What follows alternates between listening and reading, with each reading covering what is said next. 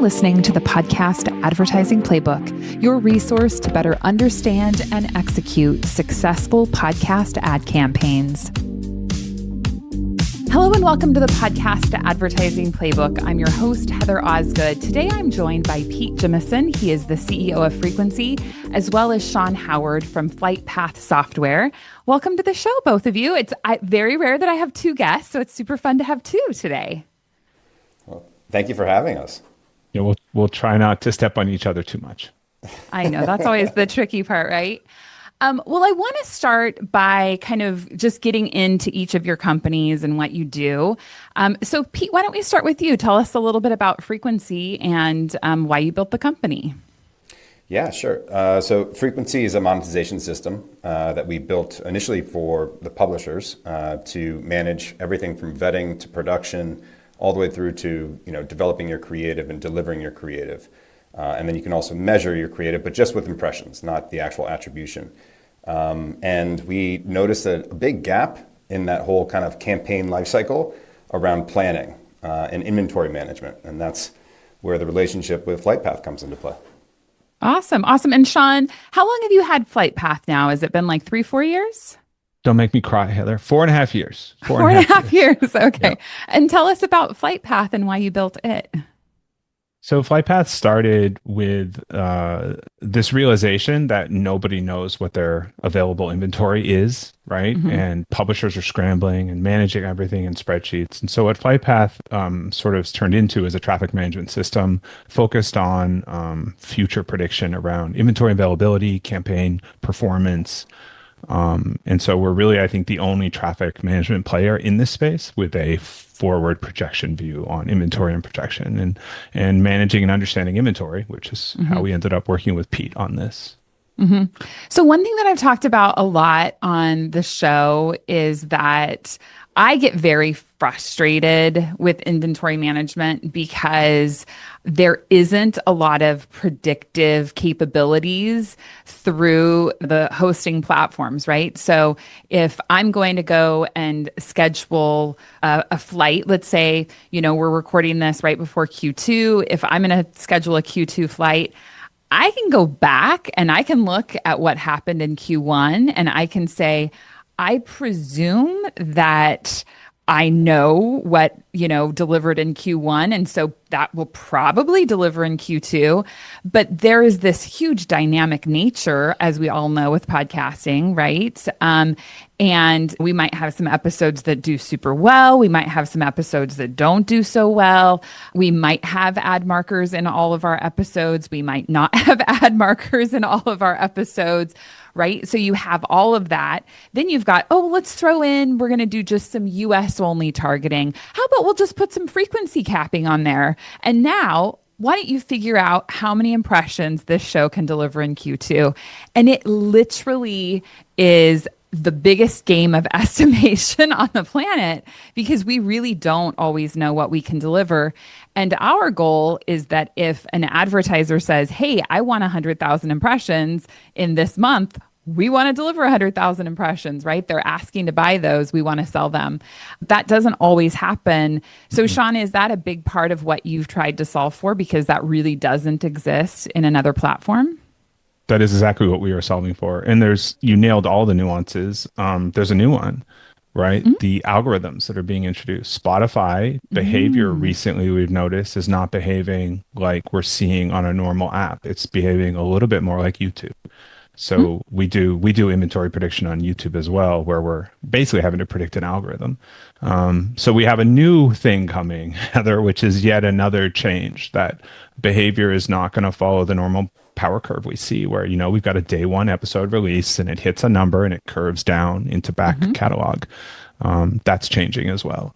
So yeah, I started Flightpath because I was a small little publisher, right? Trying to work with reputable people repping me like you and others. And I didn't know what I had available. And then I was a buyer in the space buying and nobody knew it. I quickly realized nobody can answer that question. Everyone's drowning in spreadsheets. So yeah, that's why we built Flightpath to give you really fast, reliable, trusted inventory availability. And then because we're doing that, also showing you predictive performance. So if your team booked something today tomorrow, it could be in Q3, we're going to project its performance for you and say it's oversold, or it's undersold, or you know what I mean? And so that you can start fixing problems in Q3, not just the fire of today. Yeah. So Frequency and Flightpath have created a new partnership. Tell us a little bit about what that partnership looks like, and is it a full integration? Yeah. How does that all set up, Pete? Yeah. So what Shauna just mentioned is around that intelligence that publishers can use, and be really hyper diligent in terms of what they have available, and do things that are much more proactive in its approach. But that's as a single publisher, right? And so what we set out to accomplish is to look at, what if you were to take many publishers together and build this kind of aggregate network that when you bring to market and offer to specific advertisers like big brand buyers that are looking for that large reach, you can create intelligence now pan networks. So you can go across multiple networks and then see what's available by a specific category or certain targeting objectives across many of those networks at the same time, which allows you to get a greater pool of an audience that you could still run against. And Frequency offers the workflow to actually then execute that in a very quick manner. So Flightpath is saying like, hey, this is the available inventory, and Frequency is able to execute on that inventory. Is that the idea? Yeah. So publishers opt in, right? And then we're able to, share. So we've all had the experience. I'm not going to name names. We've all had the experiences of the platforms where you have to log in and you have to put in a number of what's available, which is yet another number your team is managing against that spreadsheet, right? And the number doesn't match. The number you put in for 3 months forward, for the one number you put in is not going to be what's available next month or even this week, right? And so the basic idea is a sales team that's trying to reach big buyers, right, with reach, needs to know what's available and not just the number, the 30-day downloads or whatever. So the idea is that Flightpath can actually provide that. So when you get an offer as a publisher to participate, Flightpath, if you've turned this on, Flightpath can actually already say, here's what you can deliver to participate in this. And so, it's telling you the number you can trust. That's also the number your team is using for direct, right? So it's that same trusted number.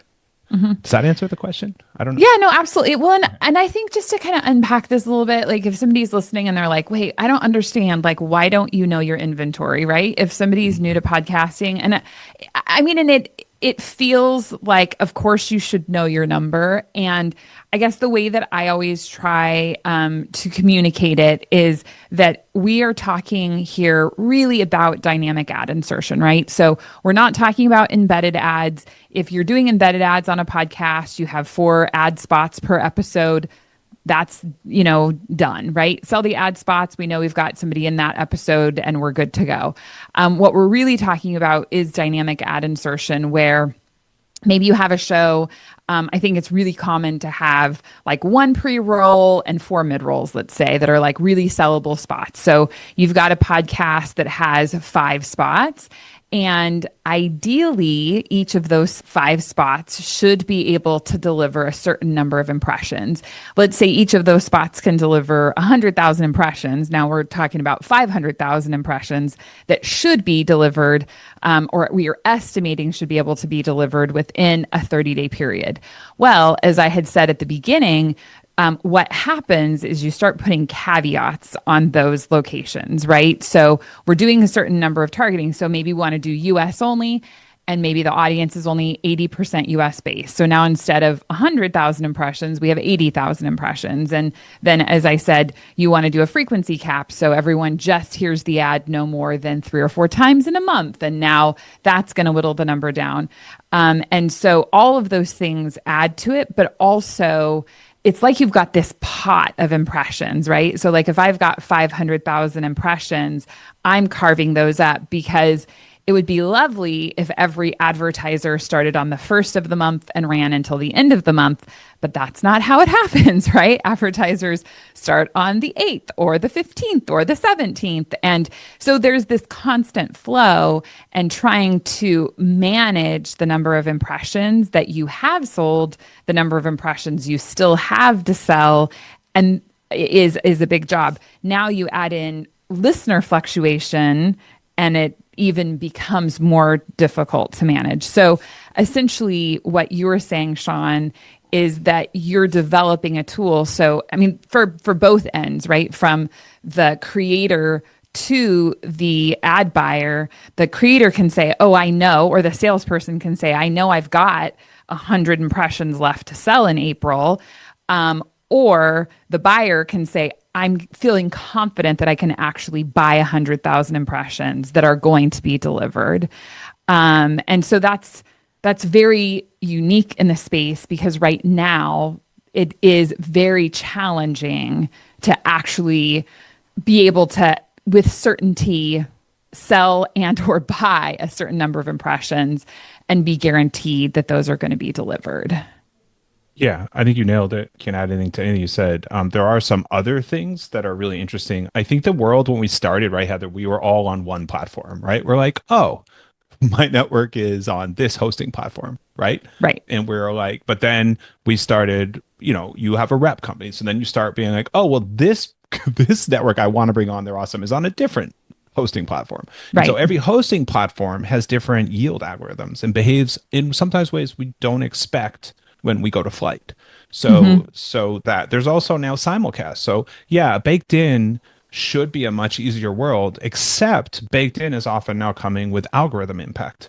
Not only that, we're often in a simulcast, right? You're trying to sell, you're probably trying to package and sell something that's going to be on YouTube and also maybe a run of show, right? And then you've got all the things you talked about earlier. You've also got, everybody says, oh, I have four, this show always has 4 mid-rolls.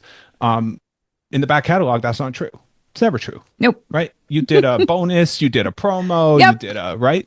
Yep. And then you forgot to mark 10 or 100 episodes with Right. ad markers, and all of a sudden, shoot, and no ad then there. we got the nightmare. Like we have a lot of ad sorry. Then you got the nightmare. Like we have the only alerts. I don't want to go too far on Flightpath, but like we alert the teams to, hey, an episode's coming down that doesn't look like it has the right insertion points, right? So there's all those other common things. But then there's the problem that everyone is used to. Downloads are what we can see. You can't really see impressions. Right. You can see your downloads, and downloads do not translate one-to-one to impressions, available impressions, sadly. So anyways, all that, yes, 100%. And so, yeah, but there's a bigger problem. I'm going to jump questions here a little, but there's a bigger problem in that every network we deal with, like even there's a few networks that can tout shows that are over 90% sold. And that is amazing. But it's a few shows. When we look at networks as a whole, everyone in our industry, I mean, there's exceptions, but everyone in our industry is pretty much sitting around 25 to 50% unsold inventory.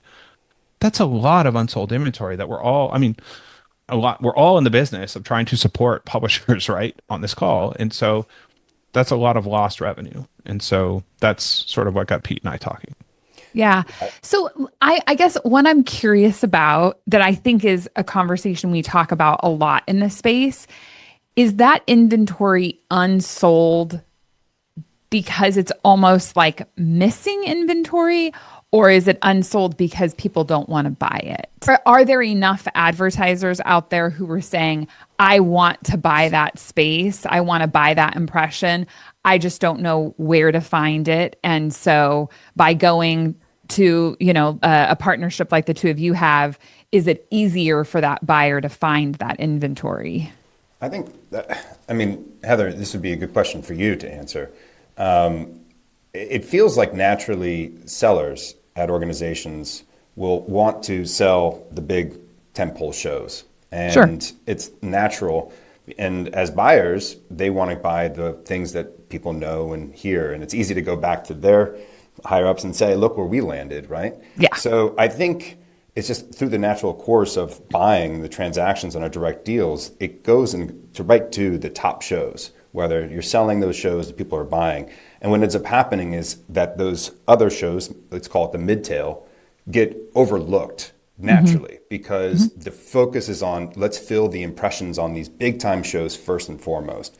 And they do try to bring in those other shows, but it is something that's like a secondary or a tertiary look in terms of where can we actually offer advertisers. So I wouldn't say that those opportunities are worse.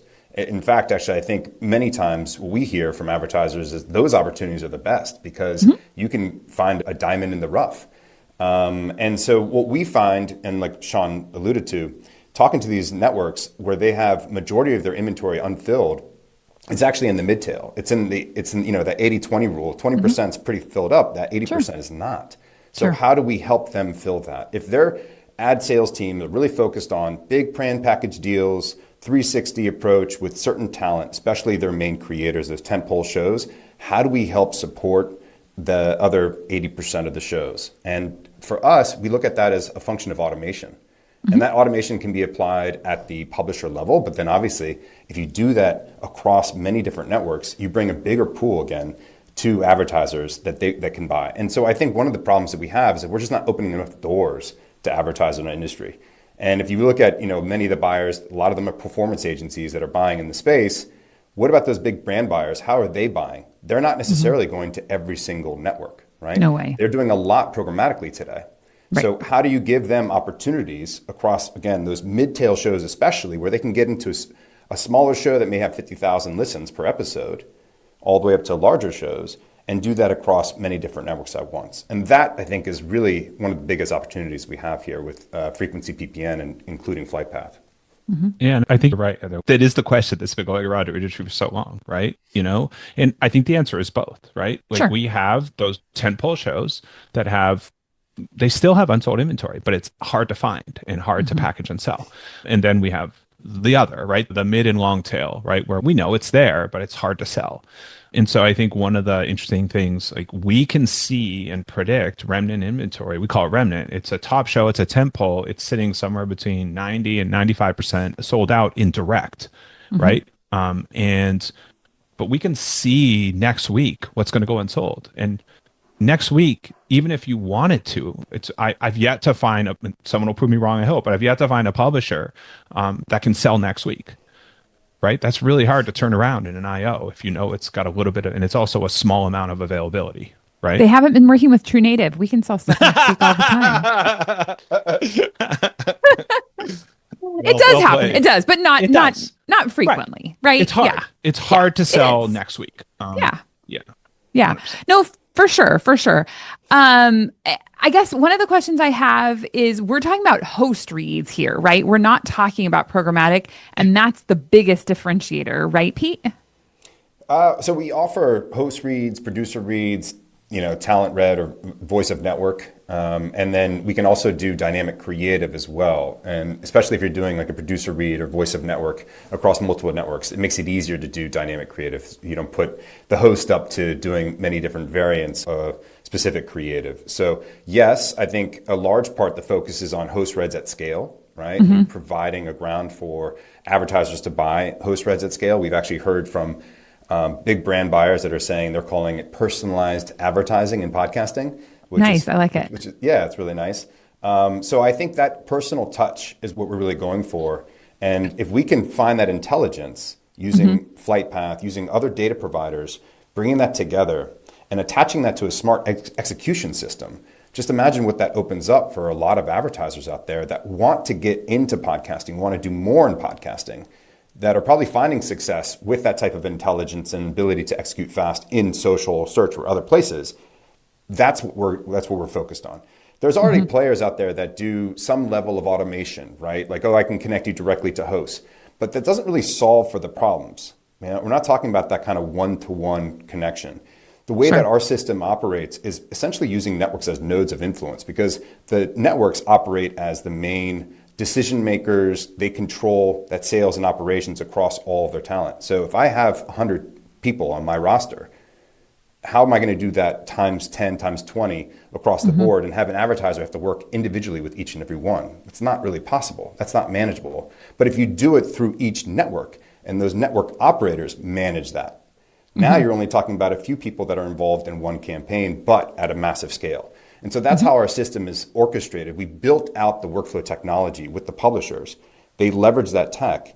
And by all of them in synchrony, working together for a campaign, you can execute large buys or very quick buys, as Sean was pointing out, with kind of last minute deals. Yeah, no, absolutely. I thought it was interesting, and can't share names, but we've had more than one conversation with large buyers, like, the large buyers working with the big name brands like Jeep and et cetera, the list goes on. and they don't love programmatic. Like there's aspects of programmatic that are great, Mhm. but I think there's something around the host read, the personalized that they're also really interested in, but they don't know how to reach it at scale, Mhm. right? And so that's been really interesting to hear. They're going to continue to do programmatic, but I think the big buyers, the big agencies out there want to do something a little more different. They want to touch that magic they hear about. But when they find out how many buys they have to place, right? How large of an IO they have to create. Like they want a 10 item IO, right? They don't want 3,000, right? In Right. there. And so it's been interesting to hear that and be like, Mhm. there's an opportunity here.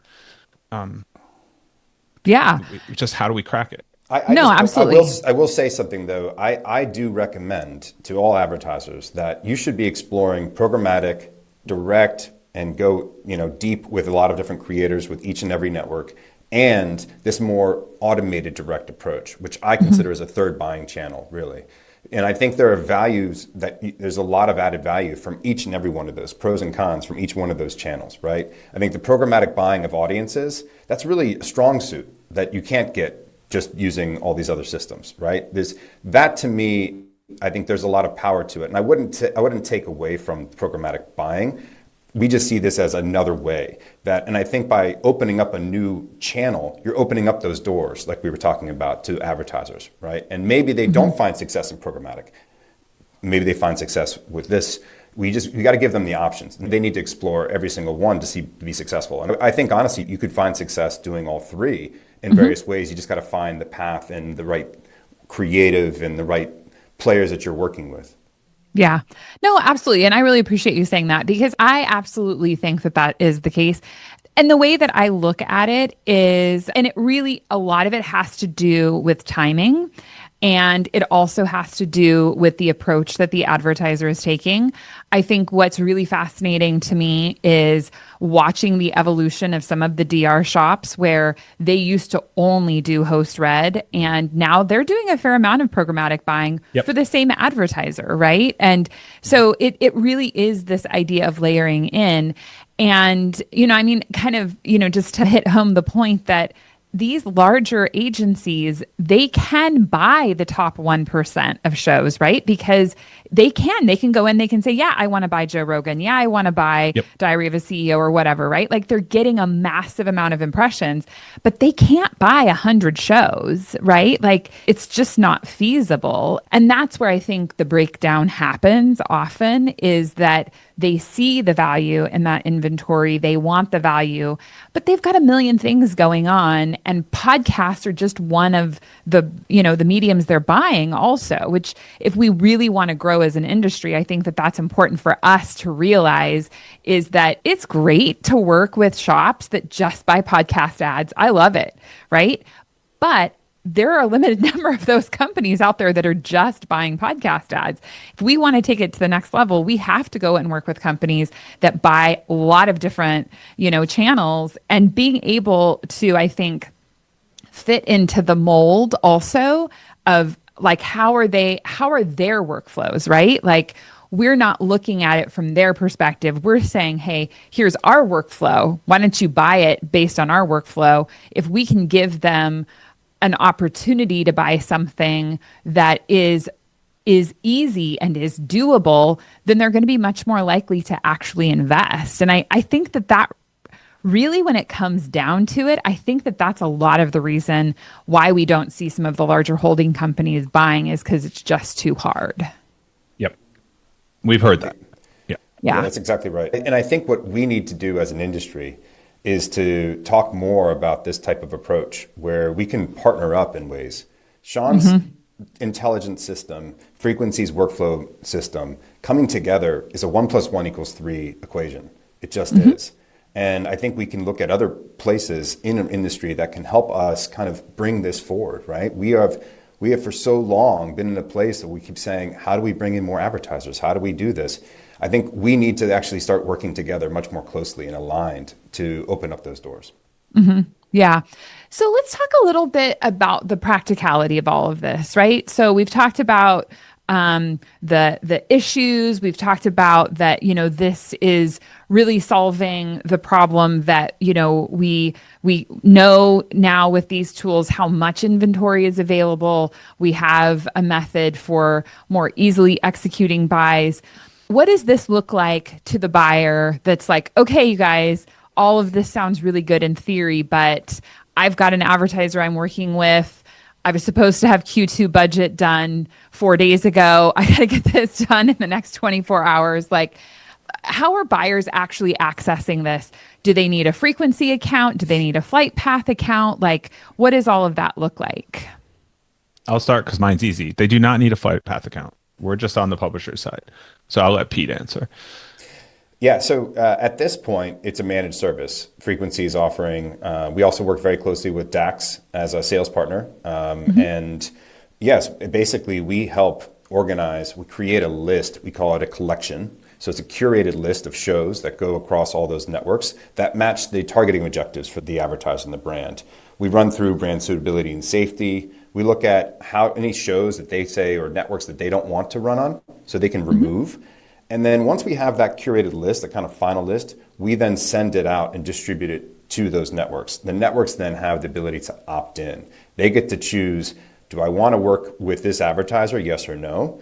If I do, which shows on this list will I actually accept this opportunity, right, with this CPM, this level of impressions, and then they can book right then and there and reserve their order. So it's at that point guaranteed revenue for them. And what's great about this with Flightpath is that, imagine understanding availability, being able to be decisive, move quickly, that's embedded in the frequency system when they make that decision. So, for any publisher that's using Flightpath and being a part of PPN, now when they have an opportunity to opt in, they can make that decision on yield and say, okay, great, I'm going to take these 5 shows, I'll book it across this campaign, maybe there's another opportunity that comes through. It happens very quick in real time. They don't need to go through all these different separate systems. You can bring the stakeholders together. And then as soon as you book that order, it's off into execution. Frequency kicks off all the different various requests that need to get the job handled for production. Passes along the creative instructions, passes along the pixels. We make sure that everything gets applied all the way to the ad server. And then that information is passed back transparently to the advertiser. So the advertiser can be a part of that full process, knowing, hey, pixels have been applied correctly across all the partners. Things are firing, things are pacing, and you can see exactly where it's landing, which episodes exactly that you're going to be running. Okay. And so, Sean, does a publisher have to be working with Flightpath in order to work with the frequency network? I don't believe so, but if you are a Flightpath customer, you basically it makes things a lot easier. It's easier. It allows the sales team to also get visibility into what they can actually sell, right? Versus here's what I think I have to sell. Do you know what I mean? That's how everything used to work, right? Everyone would just pay, this is what my show does in downloads. And it was just guesswork on that marketplace. So, but no, Pete, I don't think Flightpath is required. It's not a requirement, and we have many networks. Right now, we're up to 22 networks that are within PPN. Not all of them have Flightpath enabled, but we are encouraging that. And one of the reasons as well, it's not just about being able to make decisions right then and there on opportunity that we bring. It's then about being able to be proactive in terms of selling. So if we can understand with Flightpath's intelligence, again, across multiple networks, now we can package things and alert advertisers as to opportunities that are there. And so this is where the system can become smarter and smarter as we go. And it's just about having that data and intelligence available. Yeah, makes a lot of sense. So, Sean, I know you touched on this kind of at the beginning of the conversation, but the piece that we really haven't unpacked a ton, we've been talking a lot about audio, but things have gotten much more complicated now that Spotify has video. We know Apple is going to be, or already did, I think, launch their video option on some beta shows. Obviously, YouTube is becoming, or I shouldn't even say becoming, YouTube is a huge consumption platform for podcasts. So when we're looking at podcast inventory, which buckets are we talking about? Are we talking about audio and video? And if we're talking about video, is it across multiple platforms? What does that look like? So I'll answer just from Flightpath, and then Pete Sure. can talk about the current state of PPN. Yeah, so Flightpath, we are multi-platform, multimodal. So we do video, we do audio. We're looking at Apple. The good news is that the way Apple is rolling out is that the logs are going to be at least open, right? It's not a closed system. Those logs Hmm. are going to be available on the platform that you're serving from.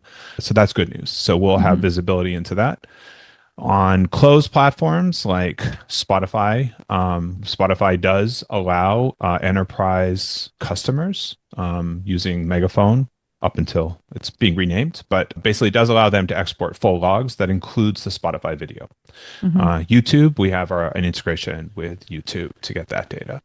So I think the world where it gets really messy is this whole idea of simulcast and packaging and Hmm. selling. And so that's where we've been actually, we're in an offsite this week. That's why I'm in this room, not my normal room, because we are working on sort of a re-engineering of a component to better support baked in visibility, just because everyone is doing simulcast strategies and everyone's doing them differently.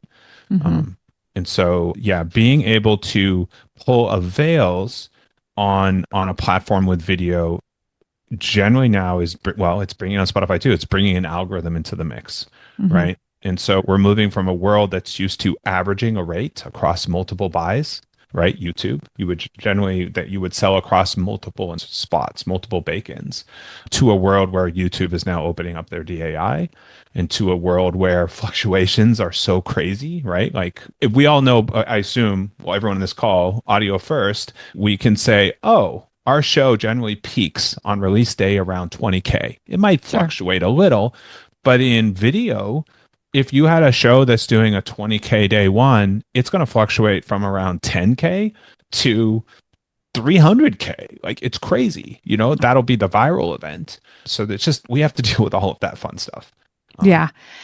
Well, and I think what is so fascinating is like the video has been such an immense challenge because, like you said, and I just crack up constantly, right? Because we were all baked in and then everybody was pushing us. And I will say, my megaphone rep was pushing me to yeah. DAI, and now the exact same rep is like, oh, well, you should go back to baked in. Like, that's a better option. And I'm like, is it though? Like, is that really a good option? And so we've got this balance now where it's like, okay, video is baked in, but we still have to serve audio, at least DAI, or we're missing out on the opportunity of the back catalog, right? So we've got this. Not only is it simulcasted, but we've got two different ad insertion Yes. types that we're trying to manage and then present in some coherent way to an Yes. advertiser. And then we put on top that, oh, well, now YouTube is going to move to DAI and Spotify is going to move to DAI, but YouTube's only going to do one ad replacement per episode. It just is so complicated sometimes. And I know you know that better than most, Sean, but it's just, I feel like it's so interesting because it's like almost in some ways, it sounds like maybe you're solving for a problem that only might be a problem for the next 6 to 8 months. And then it could totally change because then we hopefully could do DAI across. And I mean, if everybody could, just do HLS, I think that it would be amazing. But I don't know if Spotify's ever going to move to that. Yeah. And you have to give up $1 CPM to Apple. Um, Which is a dollar's not insignificant, I know. right? I know it's not. I know. Yeah. Yeah, I think that well, first of all, for anyone out there that's audio first and you're selling DAI, good for you, because in audio first podcasting land, your back catalog is going to account for up to a 4 times increase in revenue. So if you switch immediately to baked in, you're going to operate on 1/4 to 1/5 of your potential revenue. That's the math. That is such It's a good just stat. Did you get that stat from your own personal research on the platform? all of our clients, all of our networks. Yeah. So that is the back catalog audio first. Now there are fluctuations like a Sure. TV news kind of that's in audio. You know what I mean? There are shows that won't always hit that, but in Right. audio first, it is significant. When you start moving into YouTube or whatever, there's not as much back catalog on YouTube. right? Because the reach is the algorithm. So that's why we spend so much time predicting the algorithm. But yes, it is a massive drop in revenue across the board unless you only have a network that is only daily news, that's all you do, then you're going to have a different multiplier, but it's still a multiplier. It might be 2 to 1, right? Turning on the back catalog. So, yeah. And then as far as, the shift into DAI, it's insane right now. So we're all just waiting. So clients that were pushed to do baked in, thank you for running that scenario. If they didn't get a significant guarantee that came along with that, they were probably walking into a revenue loss situation. Yeah. Well, and everybody's been asking me, is because essentially what I see happening is audience has increased when you move to video, especially with Spotify, right? Because Spotify is like, hey, I want everybody to move to video. The minute you move Highly to video, promoted. I'm going to push your show out, right? Exactly. Yes. Then all of a sudden, audience is definitely increased, but is revenue increased? And that's the hard part. And I do think that it's going to catch up, right? Like we're going to get to a place where revenue will catch up with the audience, but in the in between, it's not necessarily there. And the hard part is if you're dealing with a huge network, that's one thing where it's like, oh, hey, we've got some deep pockets, we can ride this out. If you're an individual independent podcaster and this is your livelihood, and all of a sudden, oh shoot, yeah, my audience is big, but I'm not getting my paycheck, it's pretty tricky, right? Yes, it is. So Pete, how are you integrating video? Is that something that you're selling as well? Yes. So in fact, actually, I wanted to just clarify that our system historically has always been a support system for DAI, right? Most of our publishers ran in that process, but we've actually now added in baked in workflows that will be launching this month and coming in April. Great. And connected to that is video. So we do offer, I think about 40% of the inventory within the networks that are in PPN are video. So it's a pretty significant amount of inventory that's sitting there. And like you said, not everybody's monetizing that. So we're really, really excited about how baked in workflows and the opportunity to sell video at scale across multiple networks will, kind of bring in some new advertisers and new opportunities in the coming months. Excellent. Well, I know we need to start wrapping it up, but I have to ask because every interview has to include this. How is AI impacting you? Sean, do you want to start with that? I think any B2B SaaS company right now is heavily impacted by AI. So there's the software side of my business, and that's heavily impacted in our workflow. I think though we're also seeing an impact on Flightpath. We are a prediction system. We predict your campaign performance, your inventory, your availability. We do all this work like a year into the future every night. And we've gone from in a few short months, we always have new clients coming on board, but Sure. we've gone from a steady increase in the number of episodes we're processing to a sudden 5 to 10 times amount of episodes overnight we're processing. So I think we're also starting to see this influx of AI generated content that's starting to happen on, Oh, interesting. So your clients necessarily haven't increased. It's just the number of episodes have. Like our clients are, but that Sure. pump came Not entirely 5 to 10 from, times. You got it. Yeah. So Yeah. it's and it was actually more than 10. I'm trying to be, but it was crazy what can happen. And so in order to do what we do, we project every episode, every position, right, in your back catalog. Right? Like we're looking at all the way down to every position. Is it going to fill? Is it not going to fill? What's going to fill it? And so multiplying those episodes definitely was a design challenge for us. Like we are constantly, so I'd say that's an impact. And I think it just speaks to probably a larger topic that we have time for, but the introduction of fast generated AI content is, and how that's going to get monetized is intriguing question, I guess. Without putting a color on it. But I'm an old school indie creator at heart, so it's a little jarring. Yeah, it's different. It's interesting, but jarring. Yeah. Yeah. But so you, Pete? from our side, we've brought in a whole number of new team members in the last 2 years. And we've now completely changed our team, our process. We're very much AI first. We're currently in the process of building out a whole new V2 of our platform with these tools in mind of building a bridge for advertisers to connect across many different networks. So it's been a lot of fun. It's obviously, everything's changing so fast and so rapidly. But for us, we're really embracing it. And I guess the way that AI is actually influencing what we do is you think about those collections like I talked about before, where we have close to about 2,000 shows now in PPN, right? And that should double this year. Now imagine looking through all those shows and creating a collection with a brand and taking an AI. So if you have that data and you have the power of that data in real time and then leverage AI, we actually today can chat with our new system and say, create a collection that is XYZ, female hosts that focus on this type of content and such. And it's so powerful. So we're really excited about the use of AI as a part of that curation process and just like a tool to be efficient.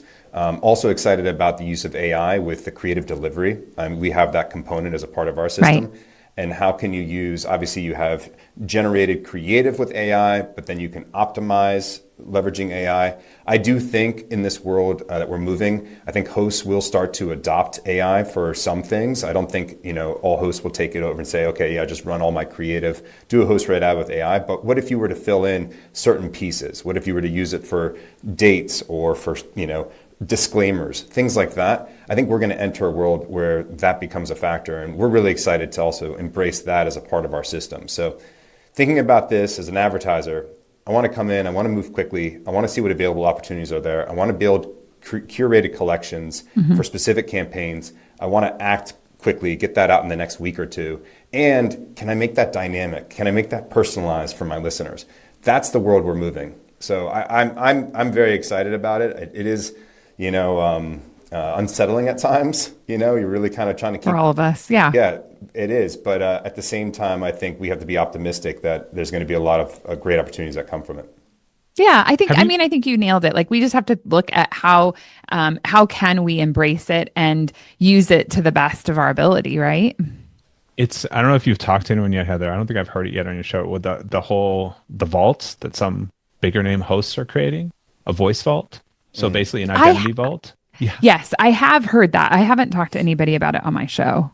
Fascinating, right? Basically creating this thing that's monitoring the internet for any use, locking it down, and then basically getting paid, to have something. I'm like, it's just crazy. My brain's just like, wow. Yeah. The problem is that people are taking voices and manipulating just slightly enough so that you can't tell, is that actually the voice? And you're seeing lawsuits now come out, from that. And so that's also a part of this world that we're going to. But it should be a lot more to come.